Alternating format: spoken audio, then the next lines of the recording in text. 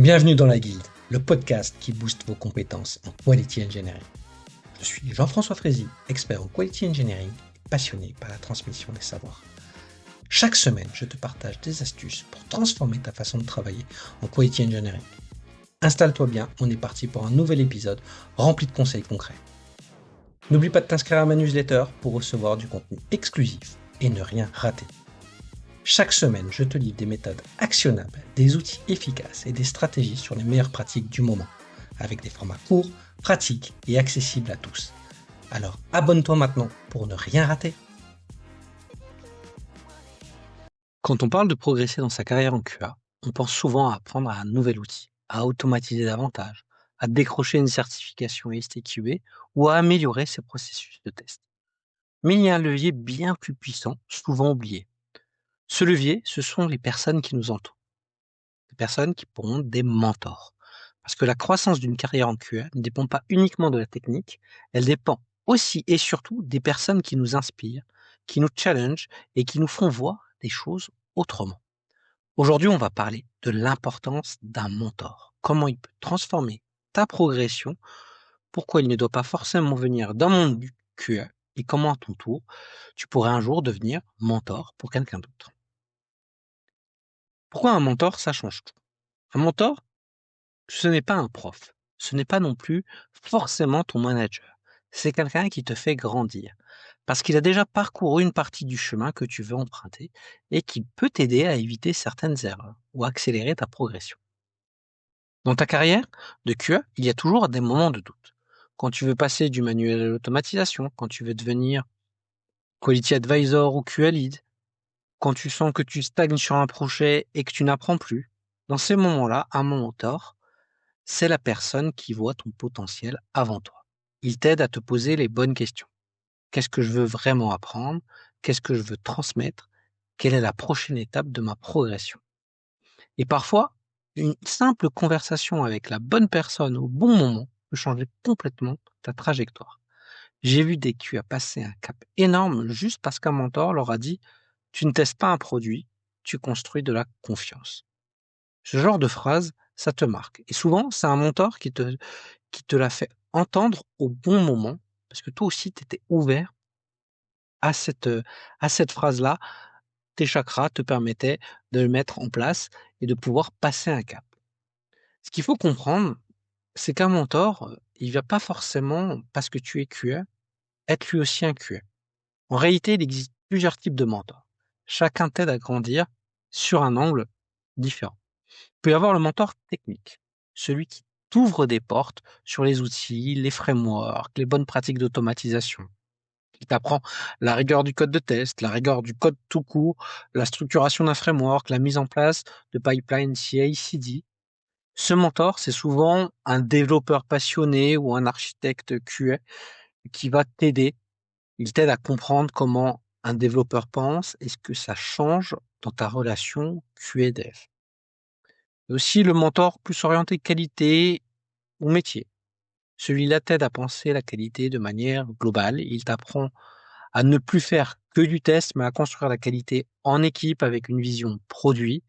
Il t'aide à poser les bonnes questions produits, à structurer une stratégie de test, à faire le lien entre le besoin métier, la stratégie qualité et comment les utilisateurs vont appréhender l'utilisation du produit. C'est souvent un QA lead, un quality advisor expérimenté ou un product manager. C'est quelqu'un qui va vraiment te challenger et te mettre en place pour voir la qualité comme un système global. Il y a un autre type de mentor aussi, qui est le mentor un peu plus, associé au leadership. Ce mentor-là, il va t'apprendre à influencer, à communiquer, à fédérer autour de la qualité.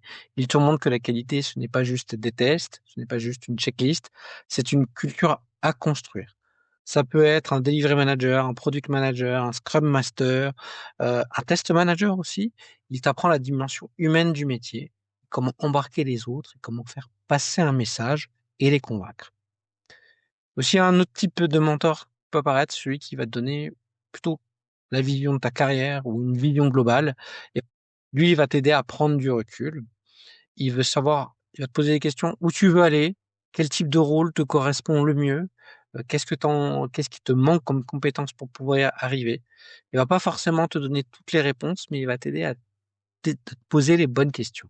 Et souvent, ce mentor-là, c'est celui que tu poses à sortir de ta zone de confort. En réalité, ce que tu peux voir, c'est que tu peux avoir plusieurs mentors à la fois. Un pour la technique, un pour le développement personnel, un pour ta carrière, un pour les méthodes de test. Ces mentors, ils évoluent avec toi au fil de ta progression.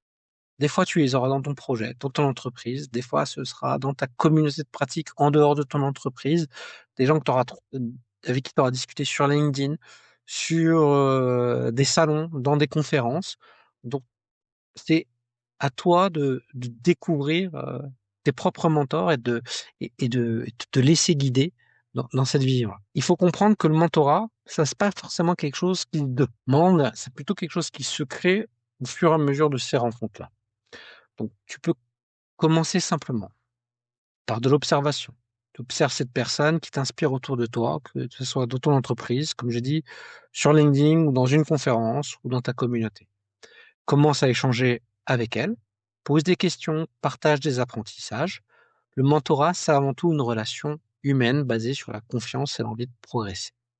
Et puis, sois clair sur ce que tu cherches. J'aimerais progresser, sur l'automatisation mobile. Je veux apprendre à concevoir une stratégie de test pour un produit SaaS.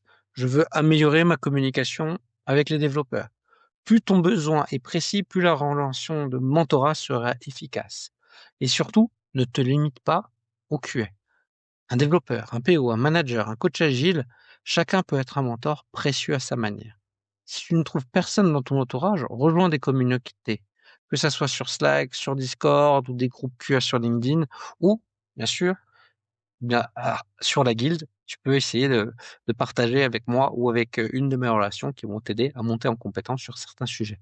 Parce qu'on apprend aussi beaucoup en écoutant le parcours des autres. Et puis un jour, sans même t'en rendre compte, tu deviendras certainement mentor à ton tour quand tu aides un collègue à mieux structurer ses tests, quand tu prends le temps d'expliquer une approche d'automatisation, quand tu inspires quelqu'un à progresser, juste en partageant ton expérience. Tu es déjà dans une posture de mentor sans t'en rendre compte. Et c'est là que tu réalises que toi, tu as aussi beaucoup grandi. Le mentorat, c'est un cercle vertueux. Tu apprends, tu transmets et tu fais grandir quelqu'un d'autre. Et souvent, c'est là que tu découvres à quel point ton parcours a de la valeur. Oui, les outils, les certifications, les processus, les méthodes, c'est super important. Mais ce qui fait vraiment la différence dans une carrière, ce sont les personnes qui t'accompagnent, celles qui te donnent un feedback honnête, qui t'aident à te remettre en question, à oser, à progresser. Trouve ton mentor ou plusieurs. Ose leur poser des questions. Demande un feedback, partage tes doutes. Parce que grandir seul, c'est possible, mais grandir accompagné, c'est plus rapide, plus fort et plus aimable. Et qui sait, peut-être que demain, tu deviendras le mentor de quelqu'un à ton tour. N'hésite pas à me dire si tu as déjà eu un mentor qui t'a marqué dans ta carrière. Partage avec moi sur LinkedIn ou sur la guilde et inspire à ton tour la communauté QA à grandir ensemble. À très vite pour un nouvel épisode de la guilde. Merci d'avoir écouté cet épisode. C'est grâce à toi que la guilde continue de grandir. Si tu as aimé, n'hésite pas à partager autour de toi et à laisser un avis 5 étoiles sur ta plateforme préférée. Je te donne rendez-vous au prochain épisode avec encore plus de conseils pour booster tes compétences.